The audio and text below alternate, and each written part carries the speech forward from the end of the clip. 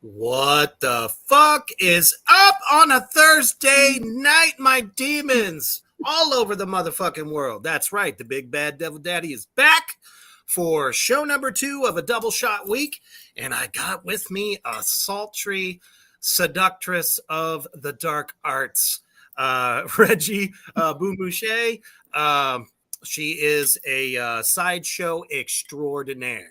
And we're going to just look right into that world and tell all of y'all how she got started and all the cool ass shit that she's been doing. So first of all, as always, share this motherfucking shit out anywhere, everywhere. Freaks, I don't give a shit. Anyone who loves this shit, get it the fuck out there. And right before that, I'll give you some time to do it. We're going to take a quick commercial break to our brothers over at Villain Arts Tattoo Conventions. Check it out.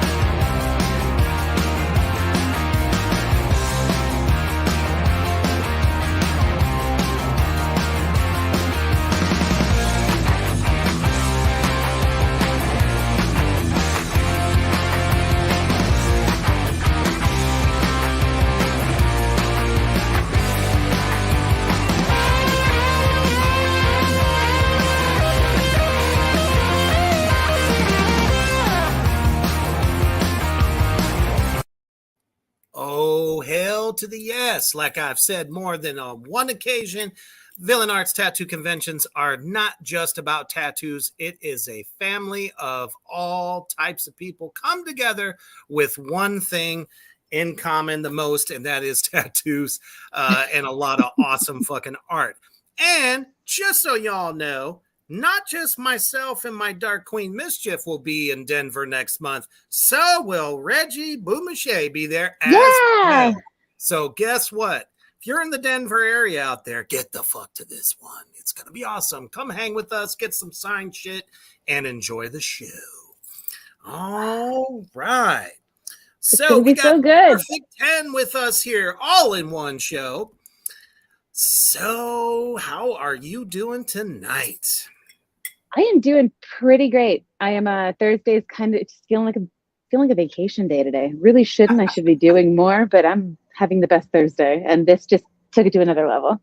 Fuck yeah, because we just love to have fun here in the underground. And as I was telling all my viewers in this past week, because I had another show earlier on, and of course on Facebook, Instagram, all that good shit. This is definitely one dark art in the underground that I love so much. Grew up loving it, but I never really got to see it up close until I started doing the Villain Arts stuff with my wife Mischief. So that's how I met you. And I was just blown the fuck away. Although the last one I was kind of pissed off because I didn't get to see your show. They had us all the way on the other side of the goddamn universe. Oh, that stunk. Because it's nice to when all the people that are really into it are close by. Because I do understand sometimes there's tattooers that are just they do not want to see my show 300 times a month. So it's always nicer when there's actually other entertainers and people that have booths close by. Because then even if they're annoyed with what you're doing repeatedly throughout 5 weekends in a row, they get it. The tattooers are just kind of oh my God, yeah, I know your act by heart. I've never seen it, but I know it all. So it's not like it's boring. It's fucking awesome. Yeah. I think it's just kind of like they'd rather listen to like, whatever radio station they're playing in their booth. Oh man, and I can definitely attest to this. Sitting in my booth the whole fucking time, Mm-hmm. I am literally hearing 6 fucking songs going at the same time, and my ears are pissed off because they don't know which one to hone in on. So I just kind of look for something I recognize and go, "Oh yeah, that's a good one."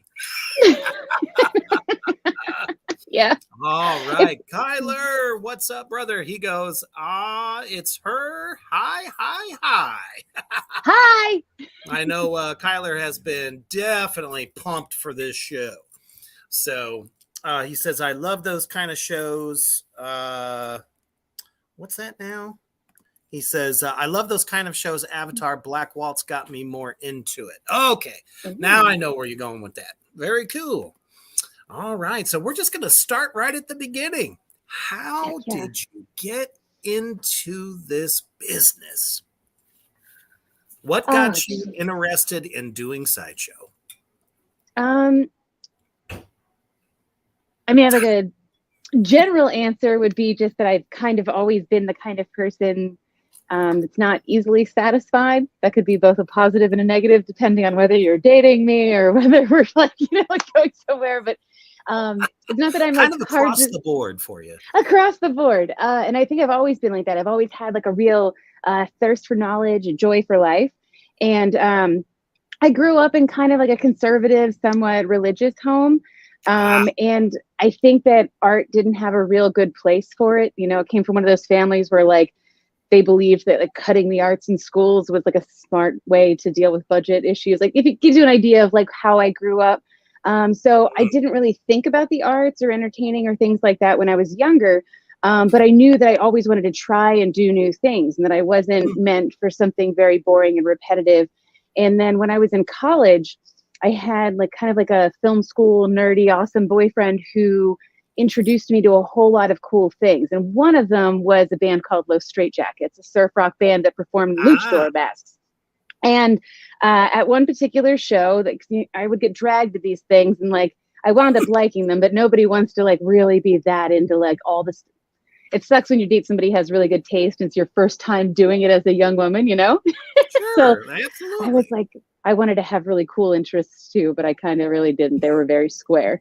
And for one of the shows, it was at the Trocadero in Philadelphia, the Pontani sisters came out. And it was kind of like this, they were small time, I guess, at that time in like 2000, but they were a burlesque troupe and they were working with Los Straitjackets. So they came out, they didn't do really burlesque, but they did choreographed numbers, and they had the black hair and the red lips and the red nails. And I was like, holy shit, these are the most boss ass, beautiful, cool babes I've ever seen in my life. And I was like, I need to get involved in that. And I joined the fan club and started like slowly like dipping my fingers into the burlesque world, not as a performer, but as a fan. And then I wound up being invited to an internet forum called Dybbuk Schmibik. And it was a small internet forum, but powerful. We did take down the Crown Fried Chicken forum at one point. We pushed them over bandwidth. It was amazing. Nice. But that's how I met Danny and Martin, who used to be our old sword swallower in Old City Sideshow. And they were trying to build a show, and they knew that nobody wanted to have two dudes on stage doing weird stuff, that you need to like at least throw a lady in there to jazz it up a little bit. And so yeah, begrudgingly, they took me on as an assistant and also as a performer that didn't need a mentor. So like I started off as Reggie Bügmüncher, still in the variety vein, because I was never going to be like a burlesque performer. I'm a bit too goofy for that. And I wasn't really ever into like nerdlesque or anything, but they took me on, and then eventually I got a mentor, and I became an act that talked her own acts and did all of those things. But prior to that, I was just pretty much an insect. And I started off at the Geek Act, which is the introductory act in Sideshow. It's kind of like where the drunks and the people would start and work their way up into a skilled job at the Sideshow. So I started off with all of the gross stuff and then worked my way up to being, the sword swallower and the talker and everything else. So what kind of bugs? Oh, wow. When I first started, it was a lot of crickets, mealworms, night crawlers, goldfish, a lot of things that were really easy to get at pet supply stores and things like that across the country as you're traveling. Because I had friends that did like hissing cockroaches and cool stuff like that, but like then you need dry ice and like it's not conducive to like somebody that's working all the time in different locations. So you have to figure out things that are gross and easy to get everywhere, like Walmart. Yeah, for sure. Or any kind of like a German village somewhere, because they eat like chocolate covered crickets. I'm German myself, so I don't have a penchant for it, but the old timers do, and I get it, sort of. It's like a dessert. No thanks. But anyway, the Germans aren't wasteful. They really aren't. Hell no. Kyler says I could go for some skillet cooked ants right now. Butter with butter? Right. What's in that skillet? I don't know. I'm sure he'll probably tell us. But that's awesome. So, usually a lot of people think, oh, maybe, you were at a circus somewhere when you were a kid, you saw some sideshow or something and kind of got interested in. It got kind of popular, and I'm trying to remember which music festival, but they also had a traveling sideshow that Lollapalooza. That's it, man. So that was kind of my introductory to sideshow. It definitely wasn't, from a circus or anything like that. My love of music. So as a much younger guy at the time, I was like, whoa, I'm blown away. I couldn't do it if I tried, but I do enjoy watching it. And then, of course, Dee Snider's Strangeland came out, and that just pushed me over the top. So I was like, I'm a fan for life, always will be. So that's interesting. So you had to work your way up. So what was a step up from the bug eating? Well, then I started doing some really classic lady acts because, it's not necessarily like I would say that just like any type of art form, there's stuff that female performers definitely either get stuck in or steered towards. And then there's stuff that they make more money at than other acts. So of course, I did, starting out, I did a tennis racket escape act. That was one of the, I like that one. That makes me hurt. My fat ass would never fit through one of those. You'd have to like make it elephant size. Well, I had always thought how funny it would be because my tennis racket act, it gets sold as a contortion act because that's what makes people watch. Because they don't want to see anything ugly or weird. But you say contortion, and all of a sudden, like everybody's like, "Oh, well, I'll watch that. It's very fancy. That sounds like somebody who stretches," Wow. But yeah, and they'll watch yoga all day long, but you tell somebody like an anatomical wonder act, and they're like, "That's too complicated." So, basically, I'm going through the tennis racket, but dislocating a lot of different parts of my body just because I'm able to do it. But I had always thought about creating a racket for when I was bigger in size and for people larger, and about it going down and looking completely fine and then unhinging and opening up, and then you just like drop it and then clasp it back together. I just thought of it as like a comedy act for years. Oh, okay. So, yeah, still working out. We can design one for you. It'd be fantastic. Nice. Okay. Now, was there like any particular skills that were really kind of like attractive to you as far as like, either the sword swallowing, or was there like, I want to do that kind of thing? I know that's a tough one. That is a tough one. I think that I had always wanted to be a sword swallower. When I studied under a guy named Harley Newman, famous escape artist and sideshow performer, and he in part of the workshops and part of the things that I worked with him on, sword swallowing was taught from the very beginning, but I just wasn't mentally in a place where I was able to do it. The majority of sword swallowing is all mental. Yeah, it's one of those things that I always like to tell people, like everybody physically can be a sword swallower, but it requires a lot. Yeah, I mean, all of our bodies, that tube that shoots down is the same on everybody, unless you have some kind of issue or Oh, medical yeah. abnormality. And But I'm it's probably the really, abnormality.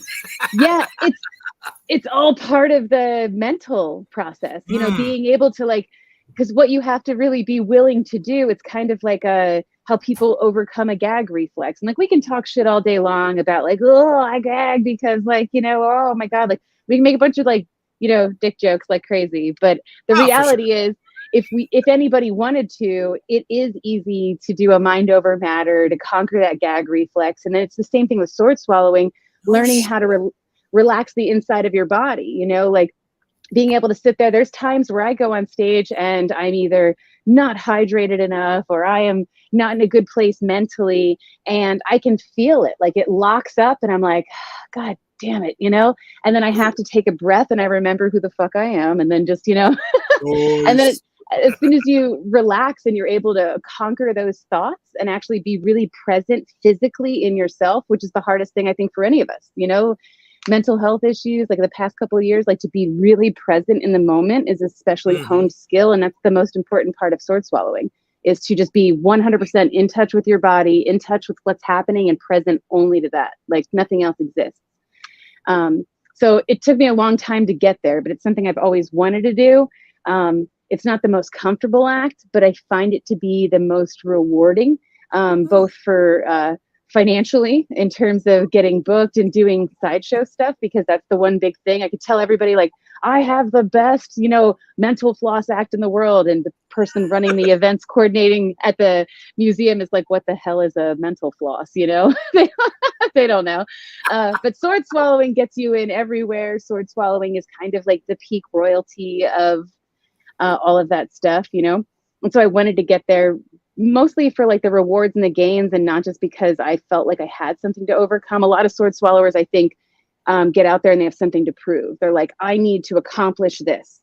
And I Mm. didn't necessarily feel that way. I think it took me a long time to get there, but I mostly just wanted to accomplish that in terms of my career development, being like, this is the top tier of what you can do in this career. And I want to do it because I've been doing it a long time. Well, I'll tell you what, I mean, after kind of like looking through everything that you've done, I mean, you've been doing this for like 10 years now. Is that right? Oh, like close to 15. Oh shit. I Wow. know. So I even know. longer. So long. So long. You have a buffet of different stuff that you can Mhm. do. It just doesn't stop at the sword swallowing stuff. I've seen pictures of like a fire act, fire eating, fire breathing. I think you do something high wire. I caught a really cool fucking video of you with Jay fucking Leno Yeah. on He's his very little nice. rinky dink. I'm no longer, on the Tonight Show show. And I'm just like, holy shit, that's huge. Hmm. So, wow. Yeah. So how did you kind of like, what did you do in steps? How did it all evolve? Oh, man. So I started off with Old City Sideshow, of course. And then slowly, Old City Sideshow blew up really big. We had a lot of members. We had three performers always, but then, you know, inside talker, outside host. We had a friend of mine that was writing custom music that played accordion and piano on stage with us. And, you know, Nice. it just started really growing. And then it downsized because turns out it's not everybody's passion to lose their weekends and their entire life to a really obscure, bizarre art form and only perform at like bars and carnivals. So, you know, people dip in and out. And then eventually it was just me and Danny, and I was performing more and more on my own. I started working with a lot of burlesque troupes. I started working with a lot of other variety people. And through that, I started working with circuses and then Circus Una and then places like World of Wonders, and actually kind of getting, I, I mean, like street cred in the sideshow world. Um, because, It's and this true, isn't, people. You can yeah, and get it. it's not meant to be disparaging, but anybody can go work in a bar and do a show at a Sure. bar. And that's not saying anything about somebody that works exclusively in nightclubs, but there are different parts of sideshow. And I have been fortunate enough, just in like my ballsiness, whether it's stupidity or bravery, you can decide. I still haven't made up my mind which it is, But my career motto has always been, the answer is always yes until it's no. So because of that, I wound up starting off as a nightclub act and doing all these fun things, meeting different people all over the world. But then I got into the tattoo convention world. And then I started working with Circus Una, which was the all-female motorcycle thrill show that you saw the High Wire act with. Yeah. And then through that, we got hired with different circuses, different carnivals. I started working with World of Wonders, which is one of the only last actually traveling full sideshows. They pop up at carnivals, at state fairs. They're kind of like the very old school. You show up and you are pounding stakes in the ground. You are putting the tent up in the air, and it doesn't matter if there's only 3 of you. You're going to figure it out. So it's a very old school, very hard work. You know, everybody sleeps in a bunk. You know, it's very different from a nightclub act. You're literally on the lot. There's a saying in Sideshow that goes back a really long time to when they would have photo identification cards at the carnival. It would say "with it," and it would have your photo and then like what operation you were based out of, like, you know, whether it was like the carnival concession stands or, but it would have your photo. And this became one of the things that you see a lot of nightclub acts actually have tattooed on them, which is "with it, for it, never against it." Nice. And so if you had the card, if you have actually worked a carnival lot, if you've like pounded stakes in the ground, you've done those things, you're with it. If you just really support it, continue to support the art, support the people, you're part of it, you're for it. And then there's like the never against it. But it's kind of like one of those weird nerdy taglines for carnival and sideshow people. You know, it's really cool that, you know, Sideshow has kind of like transcended from like this world of like freakish things to people really see it as an art form, especially just in the last 20 years. So, I mean, Sideshow goes back, what, all the way to, let's say, what, the 20s, maybe before that? Well, I mean, there's been sword swallowers even like as far back as like ancient Egypt, you know? So like the skill set, I think, like for a bunch of like meditation and yogis and, you know, bed of nails for like 1,000 years, you know, those things were always there. But like, it's truly an American art form. Sideshow is one of the things that, you know, the United States of America can claim as its own weird art form. We took all those weird skills and the whole stupid human tricks and the yogi meditations, and we threw it together, and we were like, $5, please. So like, it's the most American art form out there. Sideshow didn't exist in like, you know, Germany or the UK or even India. You know, those skills existed, but for it to be an art form, that was all us. And that's like a really cool. My grandpa was an Appalachian flatfoot dancer. So I think that like there's a point of pride in like coming from a family that had like really truly American art forms, and I now am somebody that works in an exclusively American art form. Did you ever see yourself making this your career? Oh, absolutely not. You know, from absolutely not. It's like, you know, they always say, you know, when you're in college, where do you see yourself in 5 years? It's like, you know. Oh, I never ever saw this in the cards for me. I was a very industrious, goal-driven woman when I was young, but I didn't necessarily have the goal. I think I was just one of those people that was like working very hard and trying to achieve things. And then like once I achieved it, like this works, continue in this direction. I didn't have I see myself as a veterinarian or a lawyer. I just saw myself as constantly accomplishing things. And then that's boring. 100%. And I think about the things that I was involved in. I was actually an elected committee person for the city of Philadelphia. I was reelected for 3 terms. Yeah, I was really heavily interested in politics. I was a political science major. I thought that I was going to do, I've played drunken croquet on Senator Murkowski's lawn before, you know, like I was really interested in doing stuff like that. But it wasn't necessarily like where I belonged. I think that I was at, it's almost like you kind of get a sense of, you know, is this really for me? Do I fit in? Like, even if it's your mindset, if it was a passion, you know, to try to do those things, being goal driven, because I totally get that. I'm a perfectionist at heart. And that's terrible thing. But, you know, I do better today than I used to, trust me.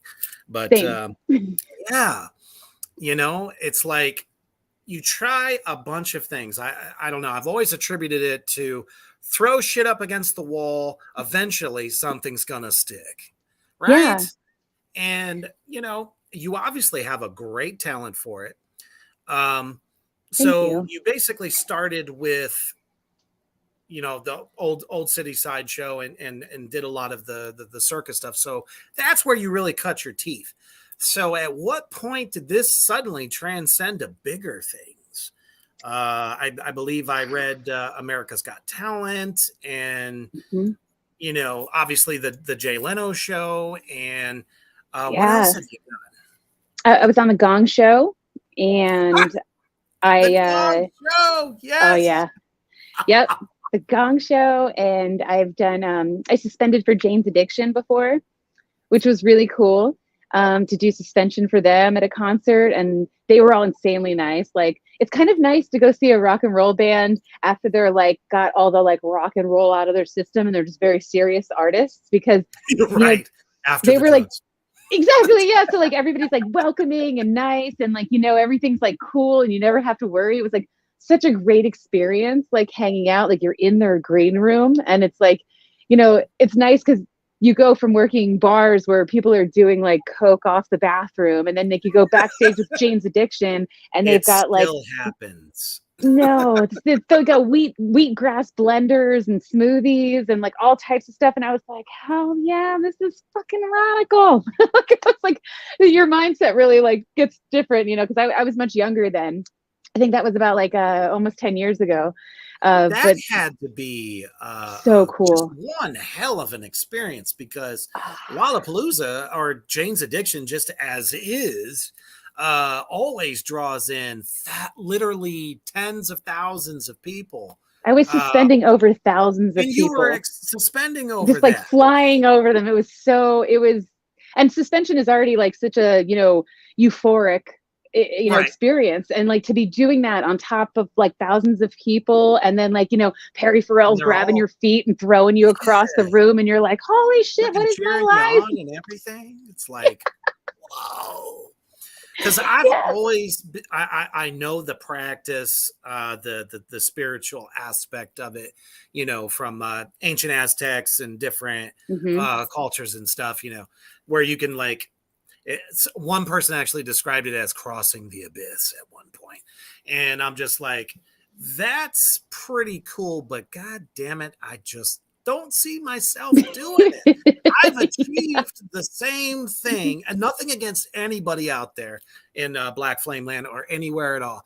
If you want to suspend, you want to fucking, you know, go for the gusto and show what you got, go right ahead. I mean, I think it's wonderful.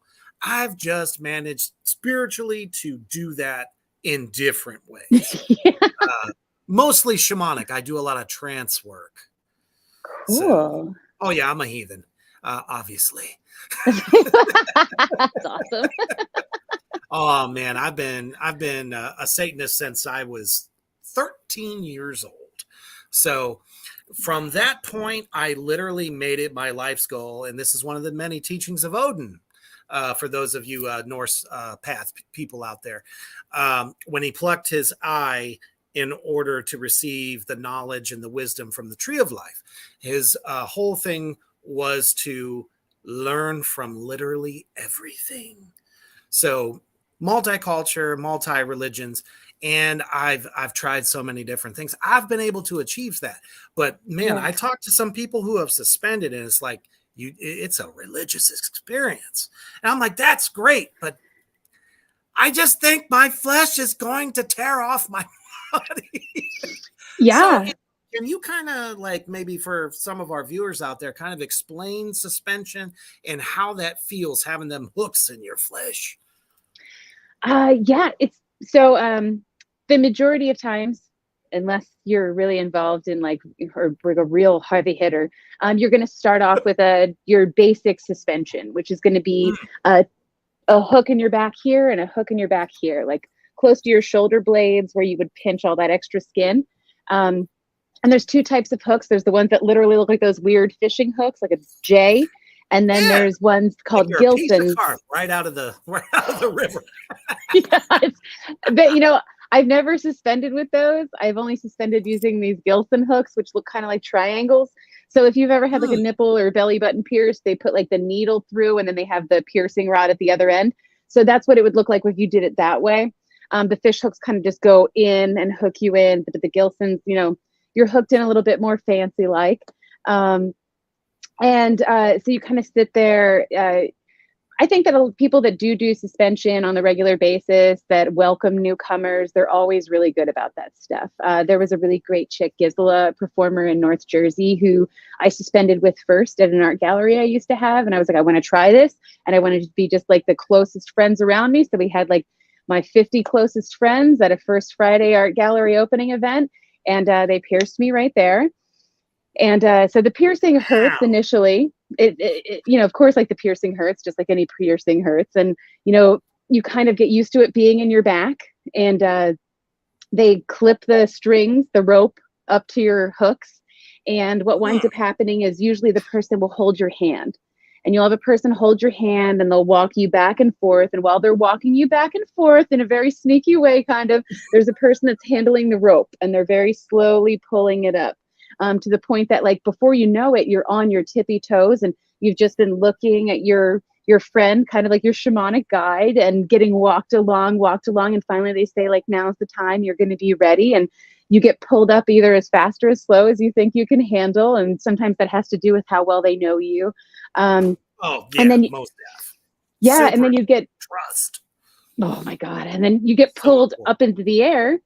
And it is kind of transcendental. There are a couple of weird, quirky things. A lot of people don't use their arms because it feels like they're pinching you in the back. So you don't think you can use your arms, but it's actually far less painful the more you're moving your arms.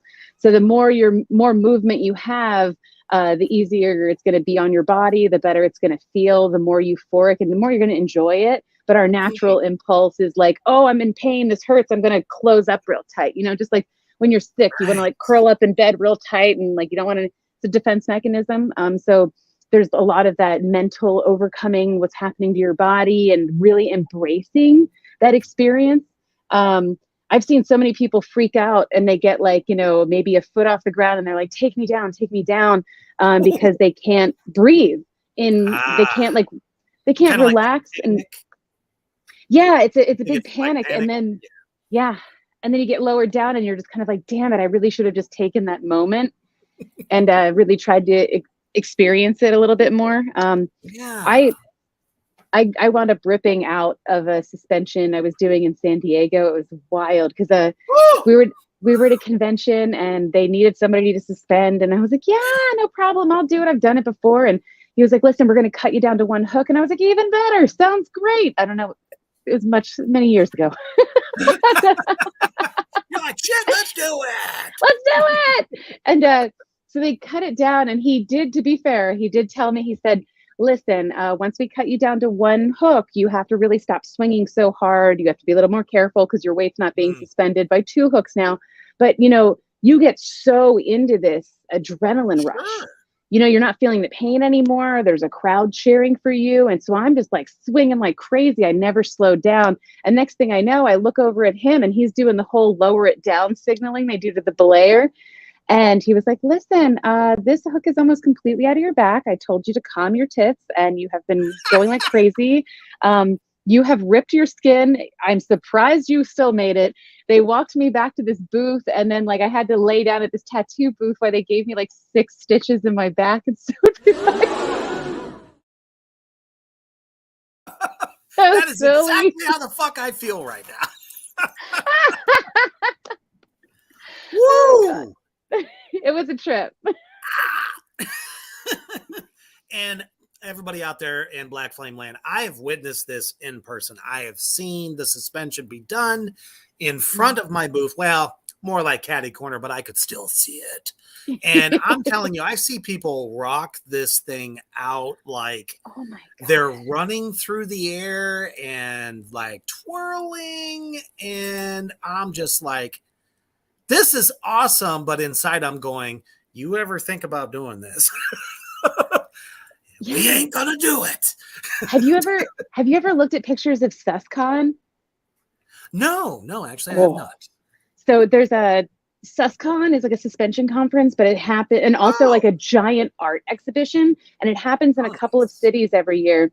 So if you could imagine suspension but made into art installations, you'll walk into a place and there'll be like thousands of ropes and strings, and then like somebody suspended sitting like the Buddha for like hours, but with hundreds of like suspension points like in their body, like different. Yeah. I So would you're imagine walking. that would have to. Oh, it's so wild, like black light ropes and like, just like people, I mean, just like really like they pushing the limit. Because you've seen at the Villain Arts conventions how some people get like wild. Like, I mean, they haven't, every time I'm there, there's like a new position. It's like, oh, and here comes Lily and she's doing the twisted scuttlebutt resurrection. Like, and it's like, and they all have different names. And I'm like, holy shit, this is like, next what the level. Hell is this stuff? I was like, wow. Exactly. Oh man. Let's see here. Kyler says, damn, you have a high pain tolerance like me. And you know what? I think in a lot of ways that's kind of what sort of, is what it takes. So just to kind of show some of the viewers out here, couple of things here. So let's talk about this one, because this one gets me in the no place. Oh yeah, my eye hooks act, and that photo is so damn good. Well, my wife is very good at photography. She's been doing it a long time. That I have to ask. Tell us about the process of that. Oh, that act is like, how do you even learn it? I actually from Harley Newman, my mentor. That's his act. He does do fish hooks, and I have permission to use the act. But I, of course, being the Bügmüncher, have a fish tank that I lift, and it used to have a goldfish in it. And I used to finish the whole act by chugging the water and then drinking the goldfish. But then I wound up into too many animal rights issues, and then also moving to California has killed that portion of the act for me. I mean, yeah. It's not like you wasted the fish. Not even a little. And it was, I have like a very stark reality for a lot of those people is that they cost 30 cents and they are devoured by things every day that aren't me. So I'm sorry. And they don't last long. It's like their role in their fish life. Yeah, I know. It's unfortunate that they are in a tank that says feeder fish. It's just your issue is who's eating it. It's like, this is where you draw the line. Yeah. Come on. Whose fucking line is it anyway? Yeah, there's a couple of fish hook. I mean, but there's a couple of eye hook acts out there.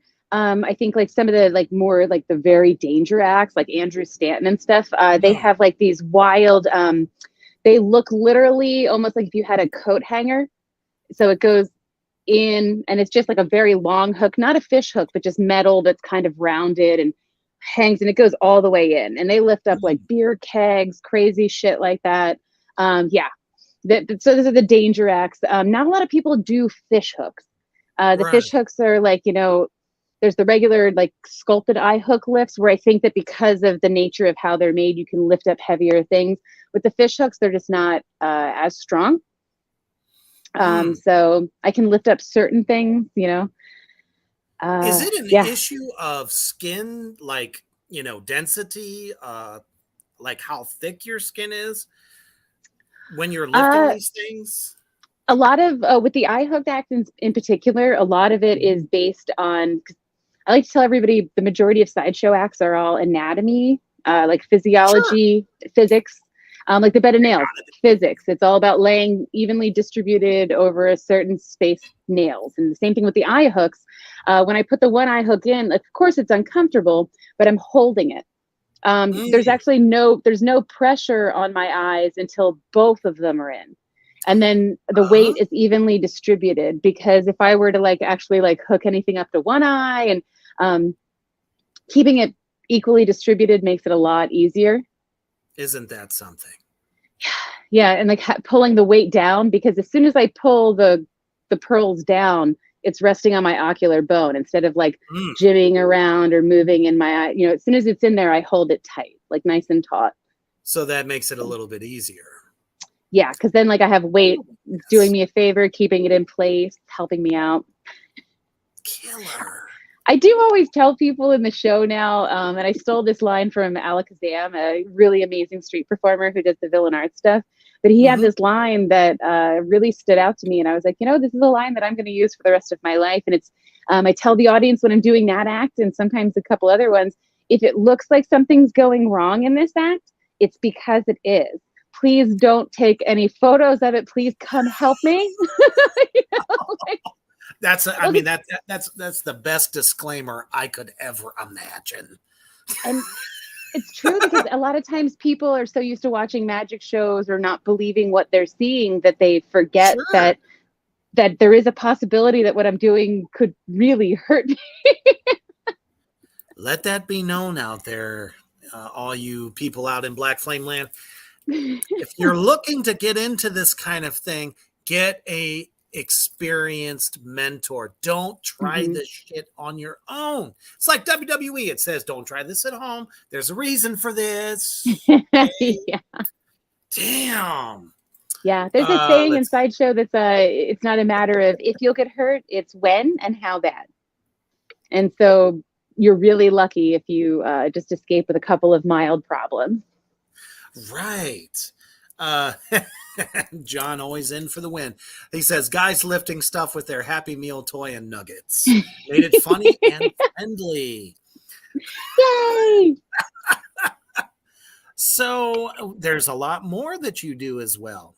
Now, this one I think is one of my personal favorites because, you know, it's kind of like a two-parter kind of question. So, first of all, what gave you the idea for this? And I love the way when you do the act that it is choreographed with the music. And how do you choose the appropriate music for that part of the act? Oof. I know that's a tough one. Yeah. So that act actually piggybacked off of like a regular Sideshow act. Like pretty much every nightclub act doing Sideshow had an angle grinder act, but it was always like two dudes. It was like one dude holding an angle grinder and a small axe, and they would grind the axe and shoot these sparks, and then the second dude would go light a cigarette from it. And so, okay. Yeah, and you saw this in everything. It was like everything in like the early 2000s, like all the Sideshows were doing the exact same thing. You know, it was like, it's a big attention grabber at the beginning of a show. So it was happening all over. You know. Yeah. And then I had been modeling for Dr. Sketchies a lot, and they had a really amazing blacksmith lady. And she was not just a blacksmith, but a fashion designer, and was making giant hoop skirts as a blacksmith, like hand hammering stuff out. And so those pieces that I have are hand hammered, handmade by this person, this amazing blacksmith, Ellen Durkin in Delaware. And yeah, really unbelievable. And that act is different than a lot of grinder acts because I think that a lot of people had the same idea as me, roughly around the same idea. You started seeing like a bunch of other lady grinder acts, but they had like grinder belts on, almost like chastity belts and giant pieces of metal. And so when you grinded through that giant piece of metal, all of a sudden you had to drop another like $500 on this piece again. And so when I spoke to Ellen, yeah. And so when I spoke to Ellen, the blacksmith, I was like, listen, this is the problem with that style of thing. What can we do? And so she made it so that I could just go to Home Depot and buy grinder bolts and pop them in. That idea. It's a little bit more efficient. It's more efficient. It's something I can take everywhere, but it also adds a little bit of like bizarre sexuality to it. Because then I have like these giant nipple rods coming out, and then I have like two giant rods coming out of my crotch. And it's very like, what the hell, like very like sexual but confusing and aggressive and bizarre. So gotta keep them guessing. It's very me. But it's like, you know, once you start grinding on those bolts, it's like you're doing the lyrics, like the vocals of the song, and I'm just like, I dig that. It's in rhythm. I mean, I'm a drummer, I'm a percussionist, so rhythm is my life. And I'm Yeah. just like, that's fucking badass. I've never really seen quite anything like that before. What gave you that idea? So I started doing a bit more like exciting tempo acts. Sure. The longer I was doing it. But I do have to say, like, a big inspiration for me was this group of ladies out of Ohio called Discordia. And so my acts are choreographed by myself. So there's only so much I can pick up on. Like, I could be the tempo, I could be this, but I can only be one thing and go with the music. They had 3 chicks doing grinder. And so like they would almost be even if they were behind each other, like all 3 of them in a line, one would grind straight up, the other one would have sharks like left and right. And so when you were looking from the audience, like it was choreographed like 1, 2, 3, 1, 2, 3. And the tempo and the beat was like unbelievable to have 3. Like, so imagine what I'm doing, but with like multiple people on stage where you're like, this is a rhythmic experience, you know, like, so it gets like way bigger. Kyler says, I do have to say hot. So it's, and we'll pull that back up just one more time. It's like, even how you light the cigarette is cool as fuck. Thank you. Thank you. And then you get this. Oh yeah. Does that, now I've never done that before. I've known dudes in the past. Hello, Kitty. Anyway, trying to get up on me, you know. Anyway, I've known guys all my life that are like, oh, hey, look at this, you know, and do it. Yeah. And it's like no big fucking deal. So I have to say, does it hurt? Do you just get your tongue real wet before you do it? Like, I don't know. Well, I mean, there's always room for error. I'm an imbecile on this. I can't help it. So forgive my virginity on this particular thing. No, like, yeah, keep your tongue really wet. The angle that you're going at really helps, but every now and then you're gonna fuck up and it's gonna hurt. But okay, yeah. Thought so. Gotcha. And it's gonna always taste terrible. It's always gonna be gross, no matter what. Whether it hurts or not, it's always gonna be disgusting. Like I feel that. And everybody out in the comment section, you guys are awesome. Is there any questions you have for Reggie? Just kind of put them in the comment section and we'll get those questions answered. We love that shit. All right. So let's see here. What else do I have? Oh, this one. This one I love so much because it just radiates badassery. Oh my God. I am such a fan of the nail through the nose thing. Mm-hmm. And you get it pretty deep in there. So is it like you can just feel where your stopping point is, or is it the size of the nail that you know how far in it can go before it touches something? Well, I mean, to help anybody else that's learning the blockhead act, it will stop eventually. It's going to hit something, so you're going to be just fine. But did you pretty much figure that out the first time you tried it? No. So when I first learned it with Harley, one of the things that he did was kind of like just hand me some needle nose pliers, and he was like, "See how far back it goes." And I was like, "What? I can't do that." And he was like, "Yeah, you can. Everybody can do it." And I was like, "Oh, all right," you know. And you have like a guide along the way, but you get a feel for how far back it'll go. Like my nail is pretty much exactly the length, so it'll be just like sticking out of just my nose right here. But then you'll see a lot of guys, for show presentation, you know, they'll have like a very big long nail that sticks out of here, and this way they can hang stuff on it for props and stuff like that. But I think everybody kind of gets a feel for, and it winds up hitting stuff in the back of your head. Yeah. Interesting. So is it like bone or cartilage that it touches, or? Yeah, it goes right back to your bone. Just like when you look at a human skeleton and there's that fat, like, you know, that flat area, it just like hits a wall. Like you put something here and then there's a little ridge you'll lift up and go back further. and then it'll eventually like just, it will stop. You know, it's just kind of like when people, and not to be like too gross, but like when people like lose tampons inside themselves, like there's really nowhere for it to go. It's in there. You just got to dig around and find out, but there's an end point.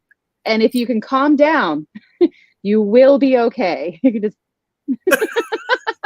I love it.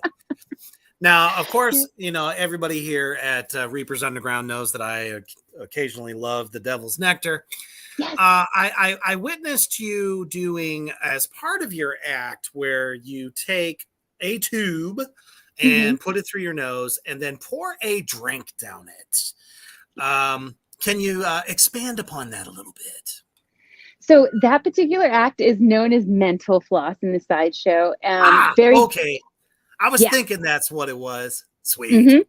Yeah, so that's what I mean. Like trying to sell myself in a press kit is very bizarre because you're listing all the names of acts and people are like, what the hell does that mean? You know, like, it's so weird. It's like very weird to be in a job where the terminology you use is not used anywhere else. But right, because you know what it means, but they're looking at it like, what the fuck resume am I looking at? Yeah, I know. They're like, who cares if you do these 10 weird things? Yeah. A lot of times you'll see people do a mental floss act and they blow up part of a balloon and they put a little bit of it in their nose, pull it out of their mouth, and then you can squeeze the air back and forth and you see like different parts of the balloon going back and forth. And so that's called mental flossing because you're like basically like flossing your skull like this. And my tube is connected to that funnel. And so I got this idea for body shots. And this way, like there's nothing more literal than like body shots running through your body. I mean, like, you could have a shot off of my body, but you know, through it, it's very special. I absolutely love it. Yeah. Awesome. Johnny here says, freak show, sideshow performers rock. Yes, they fucking do. Yeah. All right. Well, before we get to the last segments of this interview, hold on. Just got a really interesting comment here. I've seen someone use a nail and a condom. Oh, yeah. Tyler Fire and I think Penguin Boy also do that. And it's I think that those acts, they're usually billed as like, let's practice safe sex. And so like they do. What a way to nail it home. Yeah, exactly. Like, it's like if you like dad jokes, you like Sideshow. There's no getting around it. It's good. It's good.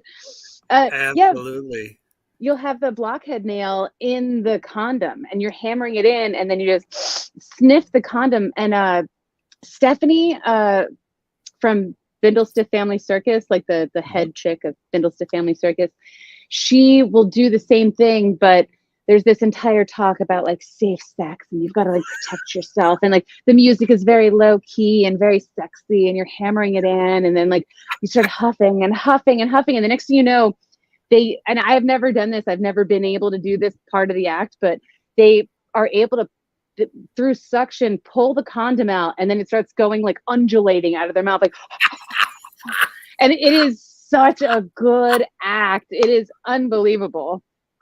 Man, I'm sure if I look far enough, I'll find it on YouTube somewhere. Yeah, I would say like a Tyler Fire has a really good one. Stephanie from the Bindlestiff Family Circus has one, and I know Penguin Boy does one too, but I haven't really seen whether he does like the puff at the end, because that's really it for me, because like it's this inflating condom coming out of somebody's mouth rhythmically to sexual music, and you're like, oh, so good. And that's actually one of the things I was going to say is another thing that I really love about what you do is your humor. So and I, for some reason, your humor is fucking fabulous. I love it. But there's a particular part of your act where I think it's barbed wire that you put on top of you and then below you. Yeah. And then you invite... I can't believe I didn't get the photo up there. I'm so pissed at myself. Let them come to a show. They'll see it in Denver. What's that? I said they'll see it in Denver. Tell them to come. That's right. You better come to Denver or I'm going to get you. Anyways, so you invite somebody to sit on a saddle basically, and you're just like, ride me like a fucking buck horse, And can you explain that a little bit? Like, how does it not penetrate anything? It's almost like bed of nails, just different. It's like bed of nails, but worse. Yeah, it's got to be worse. Yeah. It's way worse.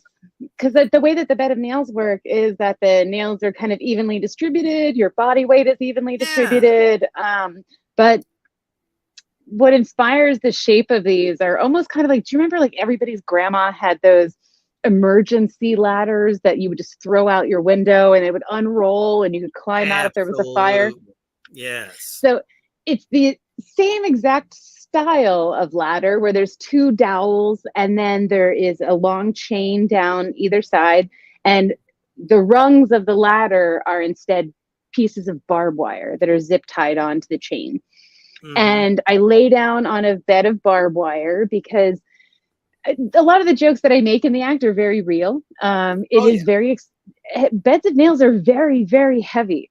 And they are very hard to travel with. They take up a lot of room. You fly with them. They're very expensive. So doing beds of barbed wire is very easy. I can throw that into my checked luggage along with my full costume and a whole show. It's very easy. And I lay down sandwiched in between these two beds of barbed wire with rungs all across and underneath and on top of me.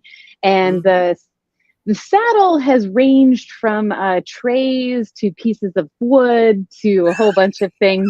But it's whatever's available. I've been in some very compromising situations over the years, but it's a really nice interactive piece because you get some people that are and you don't know until they're on stage how people are going to act, particularly people that aren't performers. Yeah, and it's kind of the thing that makes my job very exciting is that, the act for me, I can use the same pattern, the same jokes, the same equipment day after day, but like the audience is always going to be different and their reaction to it is always going to be different. And then even when you think you've picked the tamest or the most coolest person in the audience, as soon as people get on stage, their demeanor gets weird.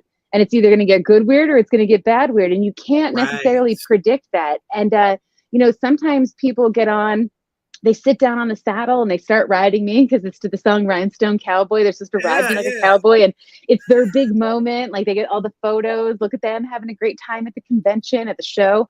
But there are some people that I think, because there's this cross section between like sideshow and adult performers, whether that's stripping, burlesque, like any of those things. There's a cross section between that and like this fetish community with all of what we do. So like I have been in situations where people have thought that I was into pain because of my job. And so like I've had full-size dudes try to hurt me, like run me into the fucking ground and be like, you like that? And I'm just sitting there with a microphone just trying to pretend that's not happening. And I'm like, all right, cool. We're going to cut this real fast, because I think people have a hard time understanding like the act, like, oh, like I just appreciate this art form. Yeah, I'm like the accountant doesn't jerk off to numbers. You know what I mean? I think that because of what we do has a big adult fan base, there's a big amount of confusion about like, there's a lot of people that do these acts, but for children, it doesn't necessarily mean I want you like I'm getting off on this or anything like that. No, like, you're not a human fucking cheese grater. A performer is a performer. But I mean, like. There is that corner of Sideshow though. Like that's a big corner of Sideshow where, there's entire, there's. Why are they going to take something that, I've always said this. Why do they always have to take something so pure, so artistic and take it to a darker place? I just don't get that. Yeah. I get, it's a thrill. Of course it is. It's a thrill for anybody. And most of the people, that I've seen you, do the act with, they also have kind of a look like, I can't believe I'm doing this right now. And those are the best ones too, because like, of course they are. It's not really exciting for the audience to watch somebody get up there and get off on like running a lady into the ground. Like, but it is really fun for the audience to watch because everybody knows how embarrassed they would be. So like when somebody gets up and they're like, oh my God, I didn't realize this is what I was signing up for. I got to do this. This is so crazy. It's relatable. And everybody loves that, reaction, that excitement. Sure. It's just kind of like, you volunteer in class and then next thing you know, you're doing something whoa, that's not what it's a lot. Kind of puts them on the spot a little bit. Kind of like when you walk up the stairs of swords, and the guy's holding your hand. I've seen that. They're just like, I hope she doesn't hurt herself. I love that though. It's so nice. Like I've had people come up to me in different cities, like, hey, I don't know if you remember me, but like I rode you in Omaha. And it's like so wholesome and sweet. It doesn't it's hilarious. It's like all at the same time. I mean, that's like the best reactions to get. It's no different than being a musician. Somebody comes up to you after the show going, damn man, you fucking had me going the whole time. My head never stopped banging, that kind of thing. So I mean, that makes it all worthwhile. 100%. It's so good. Unbelievable. So we're going to take a quick commercial break. It'll be the last one, and then we'll get into the last segment. We're going to take a quick break to our brothers over in the UK, Poison Valley Clothing. Check it out. Allahu Akbar.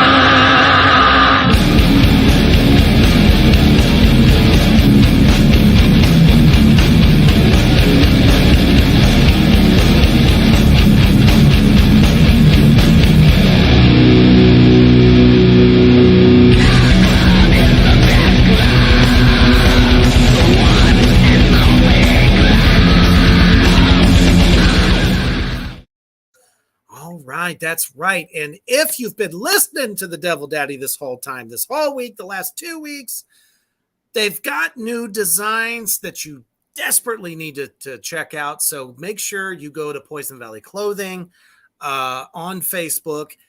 It's very inexpensive, fast shipping, high quality horror designs. All right. So we are back with Reggie for our final segment. And make sure you stick around afterwards. Obviously, the wife wants to say hello. I'll be. So, all right. What is like your current goals? Like the future of what you're doing? You're so marketable. There are so many different things you do. The show is so much fun. Thank you. I know you've been traveling with Villain Arts. Villain Arts is bad fucking ass. Fantastic. But do you see yourself like maybe, I don't know, auditioning for any movie roles? Because there are, some films, especially like horror films that have a little bit of a sideshow element to them every now and again. Do you have any goals set for yourself? The movie, I have to admit that I'm fairly ignorant about like the types of availabilities that I would have in film. But in terms of goals that I have for myself, I think that every entertainer has to start thinking about where they see it ending. And I don't think it has anything to do with your creativity ending, because I think sometimes people get confused when you say something like that. I've spoken to like a ton of men in Sideshow all over the world, and they're like, and I'm saying, well, like I'm a female performer in her 40s. I have to start thinking about the next stage of what I'm going to do with my craft. And they say, like, kind of like what we were talking about before we went live. Yeah. Yeah. Sure. And, it's I think a lot of times I feel like it's very grossly ignorant of people, because I've been told numerous times, like, oh, well, you'll never age out. Like, just keep working. And I think that that's a really unhealthy thing to tell people. Like, well, ideally that should be right. You know what I mean? So, hypothetically, like I should be able to be a sword swallower for as long as I want to do it. But in reality, when I'm talking about getting booked, are they going to book a 68-year-old sword swallower? Or are they going to book a 23-year-old sword swallower with brand new implants who gets naked? I know who's getting the gig, See, that's when they cheapen the deal. It's like, I don't even know if it's cheapen the deal. Like, everybody wants to see nice boobs. Like, let's be serious. So, like, I'm married. I have the only two I will ever look at for the rest of my life. Excellent. She'll tell you. Yeah. Well, she also has great boobs. So, I mean, you are a little bit spoiled. I'm going to put that out I there. mean, even let's say if they were less than, it still wouldn't matter for this guy. Yeah. Only I got think eyes that for that.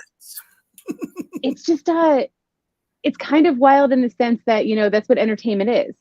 Right. Because even men have a cutoff. Like men, there's very famous men that can continue. Like, you've got some people doing action movies that really shouldn't be doing them in their 70s and 80s. It's not believable anymore. But and he's still nailing it. I know. I am a huge fan of his latest show. What is it? The Oklahoma King or yeah. Oh, so fucking good. Anyways, but yeah. No, but you're right. So it's there's very few men that window is even open for. And then you take it to the feminine side of entertainment. The age gets a little bit lower. So I have to like start thinking about what I want to do. And I started an entertainment company in Sacramento. Nice. And I would really like, I'm a wedding officiant, and I also do all the entertaining. That's awesome. Yeah, so I think that what I would love to do is to have not just a company that hires younger performers and gives them this opportunity with weddings. And, because everybody, when you're starting off, you can have really great acts, but if you're just doing nightclub acts, you're making $100 a night, maybe $200 a night. But I want to be able to offer all of these young and upcoming performers wedding gigs, corporate events. I want to start doing all of that stuff. I want to manage it. I want to continue to host events. I currently host a trivia night. I host speed dating. Yeah, I was seeing that. That's awesome. And those things, they bring me joy, that they're performing in a different way that's not as physically taxing as Sideshow. And I'll keep doing Sideshow for as long as people hire me for it. Like, it's my passion. It's my love. I love the American art form of Sideshow. But I don't want to wind up in a spot where I'm no longer wanted and I'm still trying to wedge myself into that. And I think that every entertainer kind of has to work on that stuff. And it's not just us, I mean, look at the comedians. It's very hard to be a comedian that can be relevant for 30 years because, most comedians, they have a heyday where like their style of comedy, their style of humor just like hits with what's cool in culture at the time and they take off. But society changes again. And that's the nature of the world. It all changes and we all can't be on the same schedule and the same cycle. So I would love to make this a little bit like more legit, a little bit more laid back, but then also create the kind of environment where I can hire and encourage and support other artists and keep that going and making it really exciting. I helped run a Sideshow convention for a couple of years in New Orleans, and it was international. And I have been, and I wound up leaving under terrible terms. The nature of working with artists, we're all animals and emotional beings. But I would love to, I have been thinking of reviving something like that for myself and just kind of putting a Sideshow convention together and creating a really safe, awesome space. I think so too. I think it might happen next year, just between you and I and everybody watching. Hey. Because honestly, that offers, the general public that's very interested in this kind of thing, a little bit more of an intimate look into Sideshow, almost like a backstage, if you will. And that's what's cool about like horror cons and tattoo cons. Yes. So I got an excellent question for you. As we know, tattoos tell a story. So my question for you is, what is your most favorite tattoo that you have? And why is it meaningful? Ooh. Something special. Like your favorite special tattoo that you have. Everybody's got one, Even I do. Geez, I have a lot of ones that are really powerful and awesome, but probably let's see. This very unsuspecting banner right here. Nice. That is, it's an acetate tattoo, which I don't know how much you know about acetate tattoos, but back in the day, before there were thermofaxes and stencil paper, they used to have very hard sheets of plastic, and the artist would carve a divot of the design in the plastic. and they would slap a bunch of Vaseline on your skin, put a bunch of the lead-filled dye in those holes, slap the piece of plastic on you, pull it off, and that's what they use to follow the lines and get the lead-based ink into your like. No shit.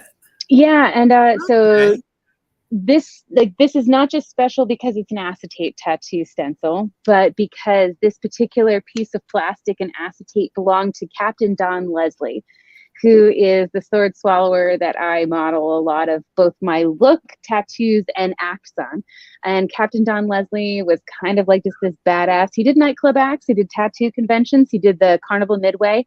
And he kind of was just this wandering dude, always wore cowboy boots on stage, which is why I wear cowboy boots on stage. And a dear friend of mine who passed last year,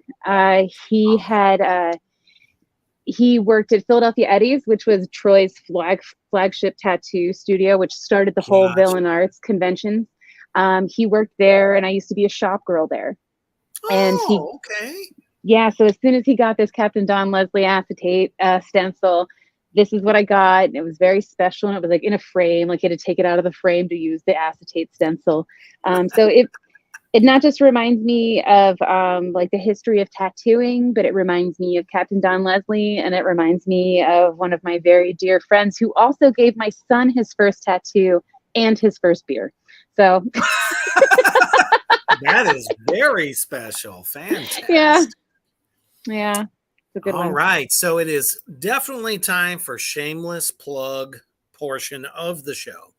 Where can all of Black Flame Entertainment fans out there, where can they find you? What should they be going to?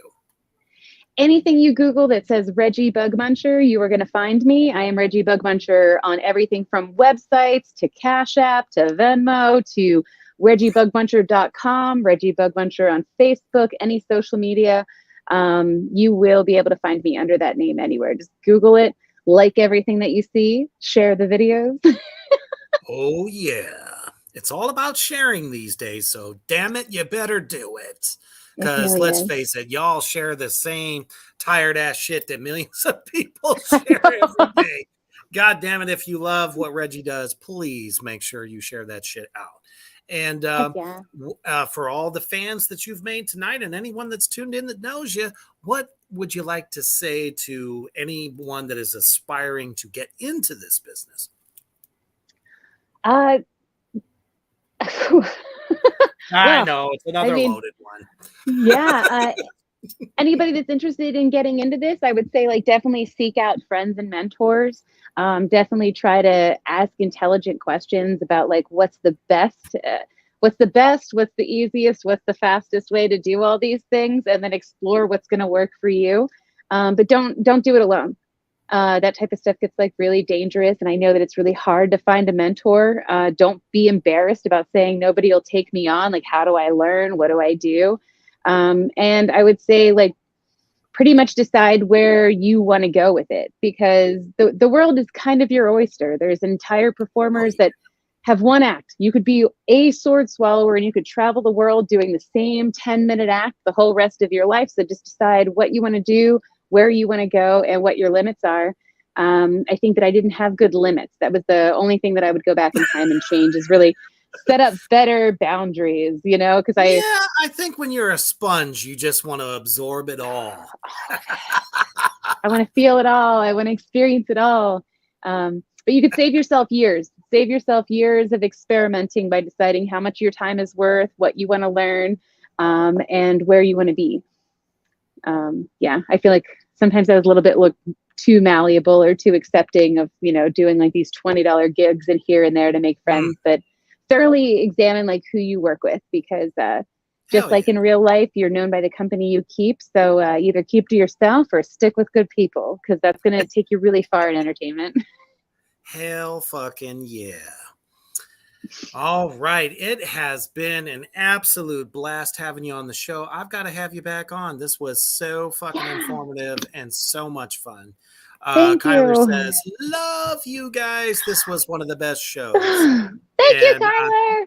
That means a lot to me because I've done a lot of shows. Yeah. Hell yeah. And coming up for all you demons out there, coming this Tuesday, joining me in the underground for the first time, and it's very personal and special to me as well. I have Magister Bill M. from the Church of Satan joining me here in the underground live to talk about his amazing Satan Splain podcast that he does on YouTube. So anything you ever wanted to know about actual real Satanism, this is the show for you.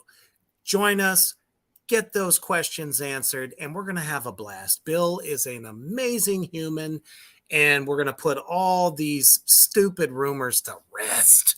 My goodness. And thank you so much, Reggie, for joining me tonight. Thank you so much for having me. Section. You guys were awesome. And as you are preparing to lay it down tonight, because tomorrow is Friday, one more day of work, and you get your footies on and you're getting into bed, and you got little dreams of swords and chainsaws and nails dancing in your head. Always stay heavy.